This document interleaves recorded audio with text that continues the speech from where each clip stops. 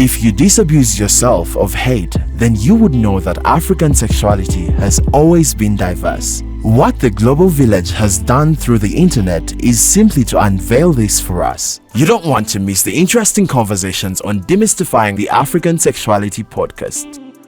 The Das Podcast.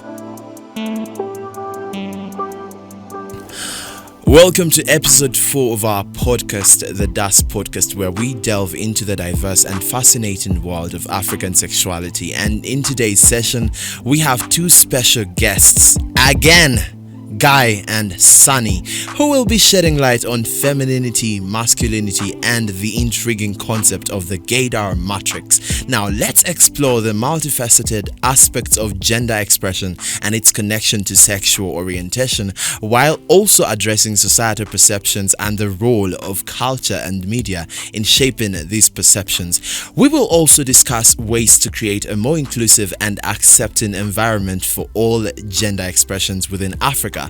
Let's begin this insightful conversation. My name is Black Pepper. Hi guys. Hi. How are you? I'm good. How you doing? Great. All right. Let's kick this off with this question to the both of you. What do you understand by femininity and masculinity? My understanding of it is basically gender and how it is expressed. You know, your maleness or femaleness as a human being. And some of these aspects show up in, say, how assertive or empathetic or polite or aggressive or strong you are. My understanding goes a lot to norms, culture norms, and society expectations of what a man should be or what a woman should be. What is expected of you in your masculinity according to society norms, and what is expected of a woman by society according to the norms of a certain culture. And different societies have different expectations of masculinity and femininity in my opinion. Anyways. All right. Would you say that you are feminine presenting or masculine presenting, and why do you say so? I'm a cisgender female, so yes, I'm feminine presenting to society. Yeah. Okay. I think I'm both, depending on what you want to see when you see me. Because I've gotten, like feedback of like, oh, you're like this, and oh, you're like this. Other people are like, I don't see any of that. So I guess depending on what people want to perceive or see, yeah. And as a cisgender female, society perceives me in a certain way of there is an expectation. There is a way I'm expected to carry myself. There is a way I'm expected to speak, which is usually termed in feminine. Like I have to behave like a female. I have to act like a female in a certain way. So in aspects where I have masculine entities, I would still have that. Okitegedde engeri y'okwekwatamu mu society kugira nsuubiramu ng'omukyala. Yeah. Talking about all that, Kakati, how does one become feminine or, masculine? Are there societal attributes to these? Yeah. Guy, how does one become feminine or masculine? And are there, societal attributes that come with this? Yeah, you remember how I said it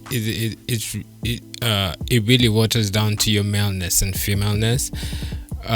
So the easiest kind of way in which someone can just switch from one side to the other is pretty much through dress code, because the society norm is you dress like this as a man, you dress like this as a woman. So if tomorrow I decide to put on a blouse and come here and it's flowing all over me, that will be me in my female entity and element, and everyone will be like, but of course, if I'm going to put on a t-shirt and jeans and baggy clothes and stuff like that, so I feel like for one to really switch or become, then that is the easiest way, the way you dress. However, there are some people who embody these elements without really having to dress or become, because you put on your baggy jeans and what and all that, and then you still get someone saying, so without even trying, so there's that group, and then there's also the group that becomes by switching. I personally believe that femininity or masculinity is a feeling from within. It's not about how I'm presenting. It's not about how you look at me. It's not about your expectations. How I feel inside, that's what can make me more feminine or masculine, because that is a feeling. That is a gut feeling. It comes from within, in my opinion. Now there's something that I recently found out just a couple of years back. There's something called gender fluidity, and it majorly is with children. You'll find that when a child is young, they possess both femininity and masculinity in a way. It just happens. You'll find that this girl will play with boys and act like them, and then this boy will play with the girls and just flow with them. So this brings us kuchibuze chidako. Can one change their expression, talking about, say, from feminine to masculine or masculine to feminine, and help us paint a picture, illustrate the various myths surrounding this? If one can change that from masculine to feminine or from feminine to masculine, are such transitions possible, and how does it happen? Yeah, usually they are possible in very many ways. We've seen this. Let me give you a clear example. If I go to the gym, within 6 months, I'll be a whole different man right now. So that is a simple way of just changing, who you are. So there's so many things that surround, how male or how female you are, but if one is not happy or comfortable within the environment they're in, it's hard for them to express. So a lot of times we cope and we give society what we can give society, and we retain what we can retain. So that will mean I will be like, no, I want to be like this and I'm not going to change, but because society expects A, B, C, and D from me, I'll at least tone down on my dressing, less sheer, less glitter, I will not do my nails and things like that. But it's still all there. Adding on what Guy is saying, yes, gender is actually fluid. Masculinity and femininity can change according to the situations around you, according to the people around you, according to the society around you. Like I explained earlier, I said different societies have different cultures, have different expectations. For example, you can find a tomboy who was raised in the village, right? Has no idea of modern technology, no idea of anything, but because they are not tomboy because their sexual orientation is stud. No, they are just a tomboy because they've grown up carrying logs, they've grown up doing those masculine jobs, which is what I'm saying. And when they get an opportunity and change their life and in different lives, you find them dressed differently and presenting differently as cisgender femmes. So yeah, I think gender is fluid. I mean, whether you're masculine or feminine, that is a fluid issue. It can change at any day, any time. Though I still need to find out how successful can these transitions be, because you'll find that, I mean, I've had interactions with some people that will tell you that for me, I am feminine. I tried so hard to be masculine. I tried so hard.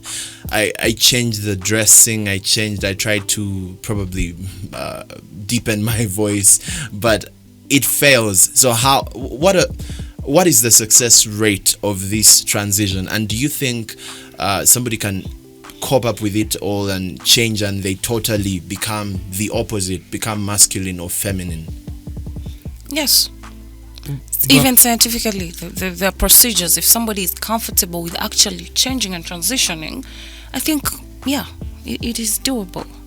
I think we need to understand that the society norms are pretty much created by stereotypes. So once we understand that bit and that idea that there are stereotypes that create norms that sometimes are not normally true, then you welcome self-acceptance. And once you achieve self-acceptance, that's it basically for you. It doesn't matter. That's why you hear people saying like things of like, do you, the world will change for you. So, and these are things that we have to keep pumping into people and letting them know that, society might say A, B, and say this, you have to do this and that, but you don't have to, especially if there is room for self-expression.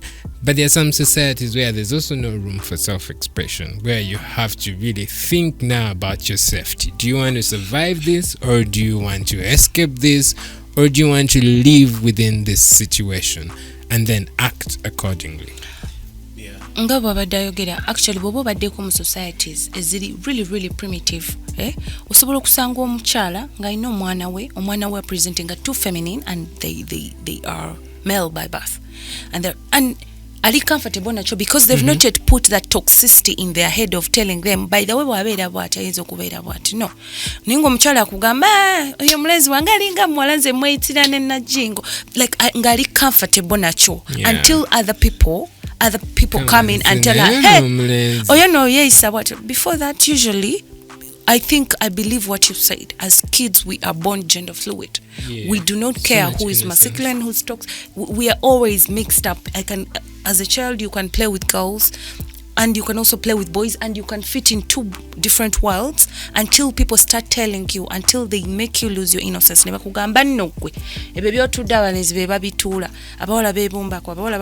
that they start creating that division. I believe that femininity and masculinity is just a society norm. It's just a society norm. But it's also the way we just structure ourselves, because I imagine without it would be quite disorganized and confused. So I think society is just trying to box things up and make things easy for the human brain to conceptualize and understand. But the problem with this method is it creates an inequality where the people who are outside, the divergence, the different people now get the hit for not being exactly what we boxed you guys to be. Yeah. Now that is perfectly explained, because the girls who are presenting more masculine and the boys who are presenting more feminine, their families are actually very comfortable and going like, mwana wange bibi okuzimba yabisobola. They're comfortable because they don't. Yeah. So it has both effects, like the shining or the light on it has created both effects. Anyways. All right, that has been part 1 of our 4th episode of the DAS podcast. Now, as we return, or when we come back, we're going to talk about self-acceptance. You both highlighted on self-acceptance. I need to find out from you, how do you achieve that self-acceptance for you to know and accept yourself fully as a masculine or feminine person? Let's get back.